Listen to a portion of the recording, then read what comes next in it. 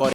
চিকু বান্টি কার্টুনের দুই ভাইয়ের মজার সব দুষ্টুমি সবাইকে মুগ্ধ করে। তবে আমাদের মধ্যে হয়তো অনেকেই জানে না চিকু বান্টি কার্টুনটি বাস্তব একটি ঘটনার উপর ভিত্তি করে তৈরি করা হয়েছে। চিকু বান্টির রিয়েল লাইফ গল্প যদি আপনারা শোনেন তাহলে আপনারা চোখের পানি ধরে রাখতে পারবেন না, কারণ বাস্তবে চিকু এবং বান্টির সাথে ভয়ঙ্কর একটি ঘটনা ঘটেছিল, আর সেই ঘটনার উপর ভিত্তি করেই এই কার্টুনটি তৈরি করা হয়েছে। তো চিকু বান্টির রিয়েল লাইফ স্টোরি জানতে হলে ভিডিওটি একদম শেষ পর্যন্ত দেখুন। আর চিকু বান্টি কার্টুনটি যারা পছন্দ করেন তারা অবশ্যই চিকু এবং বান্টিকে তাদের বাবা মা সেই শিক্ষা সফরে যাওয়ার জন্য অনুমতি দেয়। এরপর চিকু এবং বান্টি তাদের স্কুল থেকে পিকনিকে চলে যায় এবং পিকনিকে তারা খুব ভালোভাবেই উদযাপন করেছিল।